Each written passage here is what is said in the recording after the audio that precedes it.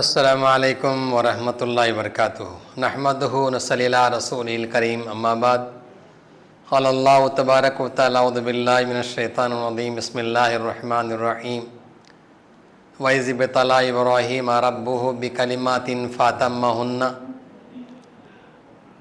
व क़ाला नबिय्यु सल्लल्लाहु अलैहि वसल्लम लिकुल्लि क़ौमिन ईदुन व हाज़ा ईदुना सदक़ल्लाहुल अज़ीम सदक़ रसूलुन नबियुल करीम व नहनु अला ज़ालिका मिनश शाहिदीन व शाकिरीन वल्हम्दुलिल्लाहि रब्बिल आलमीन। అనంత కరుణామయుడు అపార కృపాశీలుడైన అల్లాహ్ తబారక్ వ తఆలా నామాన్ని స్మరించుకుంటూ ఈరోజు బక్రీద్ పండుగ, దీన్ని ఈదుల్ అజ్హా అని అంటారు. ఈ సందర్భంగా బక్రీద్ పండుగ, ఈదుల్ అజ్హా అనేది దాని యొక్క ప్రాముఖ్యత ఏమిటి, విశిష్టత ఏ విధంగా ఉంది, ఎందుకు జరుపుకుంటారు అని చెప్పి ఈ యొక్క విషయంపై శాస్త్రీయ వాళ్ళు ఈరోజు చేస్తున్నటువంటి కార్యక్రమము చాలా సంతోషనీయము.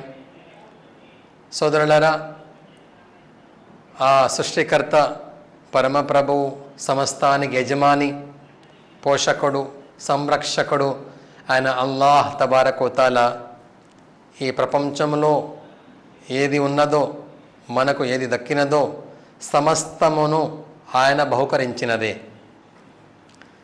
కాబట్టి ఇచ్చిన వాడికి తీసుకునేటువంటి హక్కు ఉంటుంది అని చెప్పి ఒక ఉద్దేశము మరియు దాని యొక్క ప్రాధాన్యత గురించి ఈరోజు మనం చర్చించుకోవాలి, తెలుసుకోవాలి.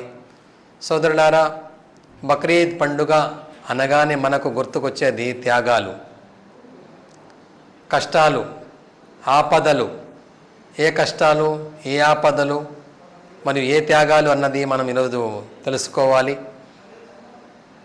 సుమారు ఈ రోజు నుంచి 5000 సంవత్సరాలకి పూర్వము దైవ ప్రవక్త హజరత్ ఇబ్రాహీం అలైహిస్సలాతు వస్సలాం గారి యొక్క జీవిత విధానము మరియు ఆయన ఒక సత్యాన్ని యావత్ ప్రపంచానికి చెప్పడానికి చేసినటువంటి ప్రయత్నములో ఏ విధంగా కష్టాలను, ఆపదను ఎదుర్కొన్నారు, ఏ విధమైనటువంటి త్యాగాలను ఆయన చేశారు అన్నది చాలా ముఖ్యము. ఈరోజు బక్రీద్ పండుగ అనగానే మనం ఏదో ఒక పశువుని తీసుకొని వెళ్ళి దాన్ని కుర్బానీ చేయడము మరియు దాన్ని త్యాగం చేయడం అనుకుంటాం కదా. కుర్బానీ అనే దానికి అర్థం ఏమిటంటే ఒక విధేయతను అల్లాహ్ తబారక్ వ తఆలాకి, ఆ సృష్టికర్తకి విధేయత చూపించడము మరియు అల్లాహ్ యొక్క ఆదేశాలను తూచా తప్పక పాటిస్తాను అని చెప్పి ప్రకటన చేయడాన్ని కుర్బానీ అంటారు. ఎటువంటి ఇబ్బంది ఎదుర్కొన్నా కానీ, ఎటువంటి ఆపద వచ్చి పడినా కానీ అల్లాహ్ యొక్క ఆదేశాలను తూచా తప్పక మనం పాటించాలి. ఇలాంటి సందేశాన్ని హజరత్ ఇబ్రాహీం అలైహిస్సలాతు వస్సలాం గారు యావత్ ప్రపంచానికి ఇవ్వడం జరిగింది. సోదరులారా, ప్రవక్త ఇబ్రాహీం అలైహిస్సలాతు వస్సలాం గారి యొక్క జీవిత విధానాన్ని మనం చూసుకుంటే, ఒక తనను తాను అల్లాహ్కు సమర్పించుకున్నవాడు, ఒక సుగుణాలతో జీవనం గడుపుతున్న వ్యక్తి, ఒక అల్లాహ్ తబారక్ వ తఆలాకి దేవుని ఒక్కడే మరియు ఈ యొక్క నిజాన్ని, యొక్క సత్యాన్ని చాటి చెప్పడానికి తన జీవితాన్ని అంకితం చేసినటువంటి మహానీయులు ఇబ్రాహీం అలైహిస్సలాతు వస్సలాం గారు తన జీవితంలో అనునిత్యము అల్లాహ్ తబారక్ వ తఆలా నుంచి పరీక్షలను ఎదుర్కోవడం జరిగింది. మరియు ప్రతి పరీక్షలోనూ ఉత్తీర్ణత సాధించడం ఇబ్రాహీం అలైహిస్సలాతు వస్సలాం గారి యొక్క భాగమైంది. ఎందుకంటే ఏ ఖురాన్ అయితే ప్రవక్త ముహమ్మద్ ముస్తఫా సల్లల్లాహు అలైహి వసల్లం గారిపై అవతరింపబడినదో ఆ యొక్క ఖురాన్లో ఈ విధంగా స్పష్టంగా చెప్పడం జరిగింది. వైజ్ ఇబ్తలా ఇబ్రాహీమ రబ్బుహు బికలిమాతిన్ ఫఅతమ్మహున్న. ఆ సృష్టికర్త, ఆ సంరక్షకుడు, ఈ సమస్తానికి యజమాని అయిన అల్లాహ్ తబారక్ వ తఆలా ఇబ్రాహీం అలైహిస్సలాతు వస్సలాం గారిని అనేక విధాలుగా పరీక్షించడం జరిగినది. మరియు ఇబ్రాహీం అలైహిస్సలాం గారు ఆ యొక్క పరీక్షలలో ఉత్తీర్ణత సాధించడం జరిగినది. ఇది సాక్షాత్తు ఆ దైవము ప్రకటన చేయడం జరిగిందన్నమాట. కాబట్టి ఇబ్రాహీం అలైహిస్సలాతు వస్సలాం గారి యొక్క జీవితము ఏ పరీక్షలు, ఏ ఆపదలు, ఈ యొక్క త్యాగాలు చేశారన్నది ఈరోజు మనం స్పష్టంగా మనం తెలుసుకుందాము.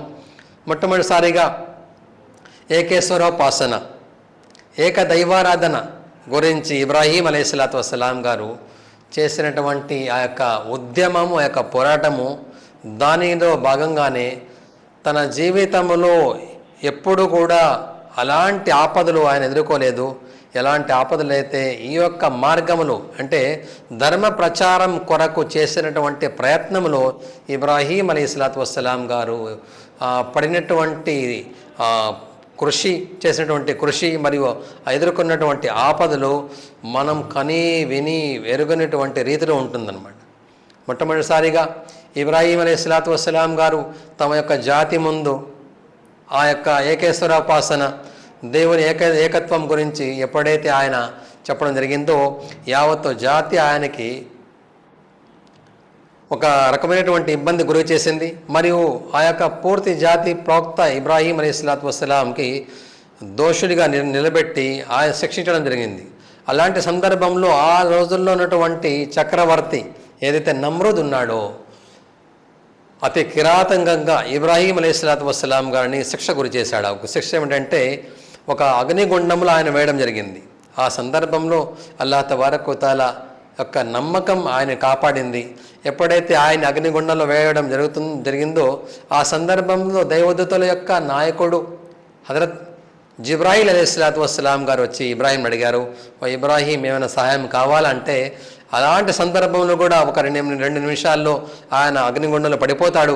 అలాంటి సందర్భంలో కూడా ఏమన్నారంటే, ఈ యొక్క కార్యక్రమం ఏది జరుగుతుందో నా గురించి, దీని గురించి అల్లాహకు తెలుసునా, ఆ దైవాన్ని తెలుసునా అంటే జిబ్రాయిల్ అన్నారు, తప్పకుండా తెలుసు. అంటే ఎప్పుడే ఆయన తెలుసు, ఆయనే నాకు కాపాడేవాడు, అన్ని విధాలుగా ఆయనే నాకు రక్షించేవాడని చెప్పి ఆయన మీద నమ్మకం పెడుతుందని చెప్పడం జరిగింది.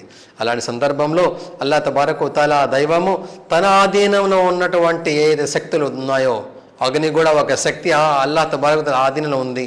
అల్లాహ్ తఆలా ఆ దైవము ఆ యొక్క అగ్నికి ఆజ్ఞాపించాడు, కుల్నా యా నార్ కుని బర్దం వ సలామన్ అలా ఇబ్రాహీం, ఓ అగ్ని నువ్వు చల్లపడిపో. ఎవరి కోసము? నా ఇబ్రాహీం కోసము. అతను నా యొక్క నామాన్ని స్మరించుకుంటూ ఏక దైవారాధనను యావత్ ప్రపంచానికి చాటి చెప్పడానికి ప్రయత్నిస్తున్నటువంటి ఈ సందర్భంలో ఆ యొక్క జాతి వారు ఆయన సృష్టించడం జరిగింది. కాబట్టి నువ్వు ఏ విధంగా కూడా ఇబ్రాహీంకి ఆ హాని కలిగించకూడదు అని చెప్పి అల్లాహ్ తబారక్ వ తఆలా ఆజ్ఞనివ్వడం జరిగింది అగ్నికి. రెండవ పరీక్ష, ఇబ్రాహీం అలైహిస్సలాతు వస్సలాం ఈ యొక్క ధర్మ ప్రచారం సందర్భంలో, ధర్మ ప్రచార ఈ యొక్క యాత్రలో, ఈ యొక్క ప్రచార సందర్భంలో ఎవరు నాకు తోడు లేరు అంటే వృద్ధాప్యం ఇబ్రాహీం అలైహిస్సలాంది, నాకు తోడు కావాలి, నాకు సంతానం కలిగించు అని చెప్పి ఇబ్రాహీం ప్రవక్త గారు అల్లాహ్ ముందు వేడుకోవడం జరిగింది. ఆయనక మొరని ఆయనక వేడుకొని అల్లాహ్ తబారక్ ఆలకించి ఆయనకి అల్లాహ్ తఆలా ఏం చెప్పారంటే, ఓ ఇబ్రాహీం, మేము నీకు సచ్చీలుడైనటువంటి కుమారుడిని ప్రసాదిస్తున్నాము అని చెప్పి ఒక శుభవార్త చెప్పడం జరిగింది. ఆ యొక్క శుభవార్త ప్రతిఫలమే హజరత్ ఇస్మాయిల్ అలైహిస్సలాతు వస్సలాం గారి యొక్క జననము. ఒక తండ్రి మరియు కొడుకు మధ్యటువంటి సత్సంబంధం ఏ విధంగా ఉందో అలాంటి వాతావరణంలో ఇబ్రాహీం అలైహిస్సలాతు వస్సలాం గారికి ఇంకొక అగ్ని పరీక్ష ఆ దైవం పెట్టడం జరిగింది.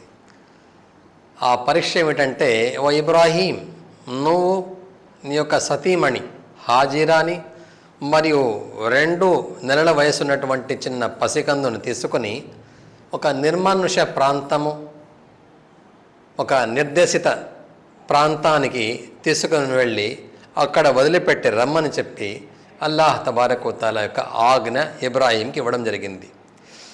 ఒక 2 నెలల పసికందు ఎంత ప్రేమ ఉంటుంది ఒక తండ్రికి తన యొక్క తనయుడిపై, మరియు తన యొక్క సతీమణిని తీసుకుని వెళ్ళి అక్కడ వదిలిపెట్టడం రమ్మని చెప్పడం జరిగింది. అలాంటి సందర్భంలో ఇబ్రాహీం ఇద్దరిని తీసుకొని ఒక నిర్మానుష ప్రాంతము, ఒక నిర్జన ప్రదేశము, ఎవరు అక్కడ ఒక మనిషి కాదు కదా, ఒక పక్షి కూడా ఎగరేటటువంటి ప్రదేశం కాదు అది.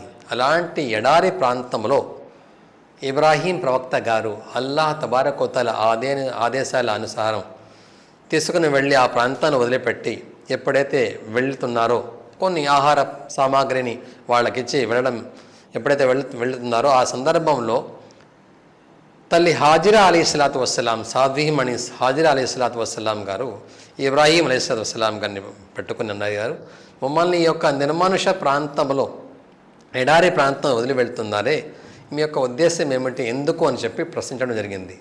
ఆ సందర్భంలో ఇబ్రాహీం అలీస్లాతు వస్సలాం గమ్ముగా ఉంటే, అప్పుడు తల్లి హాజిరా తెలుసుకుని ఏమన్నారంటే, ఇతను ఆ దైవం యొక్క ప్రవక్త, ఆ దైవం యొక్క ఆదేశం ఏమైనా ఉందో అని చెప్పి ప్రశ్నతో, అల్లాహ్ యొక్క ఆదేశాలు ఏమైనా ఉన్నాయా అంటే ఇబ్రాహీం అలైహిస్సలాతు వస్సలాం గారు అవును అన్నారు. ఎప్పుడైతే అల్లాహ్ యొక్క ఆదేశం ప్రకారం మిమ్మల్ని ఇక్కడ వదిలి వెళ్తున్నానని చెప్పి ఇబ్రాహీం చెప్పారో, అప్పుడు తల్లి హాజిరా అన్నారు, ఇంకా ఆయనే మాకు పరిరక్షకుడు, ఆయనే మాకు అన్ని అని చెప్పి తల్లి హాజిరా అలైహిస్సలాతు వస్సలాం 2 నెలల పసికందును తీసుకొని అక్కడే ఉండిపోయారు. నిర్మానుష ప్రాంతము, ఎడారి ప్రాంతము, ఎటువంటి ఒక చెట్టు నీడ కూడా లేదు. అలాంటి ప్రదేశంలో తల్లి హాజిరా అలైహిస్సలాతు వస్సలాం ఇస్మాయిల్ చిన్న పసికందుని తన వడిలో కూర్చొని అక్కడే ఉండిపోయారు. ఇబ్రాహీం అలైహిస్సలాతు వస్సలాం ఎంతో బాధతో అక్కడి నుంచి పయనమయ్యారు.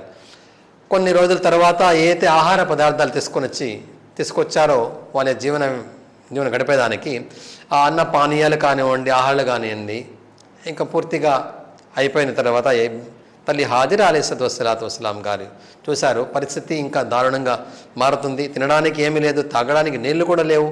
సరే, బిడ్డకు పాలు ఇవ్వడానికి పాలు కూడా లేవు, ఇక్కడ ఏమి చేయాలని చెప్పి ఆలోచిస్తున్న సందర్భంలో ఒక పక్క ఇస్మాయిల్ ఆకలితో అల్లడిపోతున్నారు, రెండో పక్క తల్లి హాజిరా ఒక చిన్న పసికందు, తన యొక్క భర్త ఆశయాలను పూర్తి చేసేటువంటి ఏకైక ఆధారం ఇస్మాయిల్ మరియు కోటి ఆశల జ్యోతి ఇటువంటి ఇస్మాయిల్ అలైహిస్సలాతు వస్సలాం గారు యొక్క పరిస్థితిని చూసి అల్లాడిపోయి అల్లాహ్ తబారక వ తఆలా ముందు వేడుకొని, ఓ దైవమా మా మీద కనుకరించు, ఏ ఉద్దేశంతోనైతే నువ్వు మమ్మల్ని ఇక్కడ పంపించావో ఆ ఉద్దేశం నీకు తెలుసు, ఆ ఉద్దేశంలో మేము పూర్తిగా సఫలీకృతం కావడానికి ప్రాప్తం కలిగించు అని చెప్పి తల్లి హాజిరా వేడుకొని ఈ యొక్క బాలుని కాపాడు అని చెప్పి తల్లి హాజిరా అలైహిస్సలాతు వస్సలాం గారు ఆ యొక్క ప్రదేశానికి ముందున్నటువంటి 2 పర్వతాలు, ఒకటి సఫా, రెండోది మరవా, ఈ 2 పర్వతాల మీద ఎక్కి ఎవరైనా దూరపు నుంచి ఎవరైనా వస్తున్నారేమో వారి నుంచి మేము కొంచెం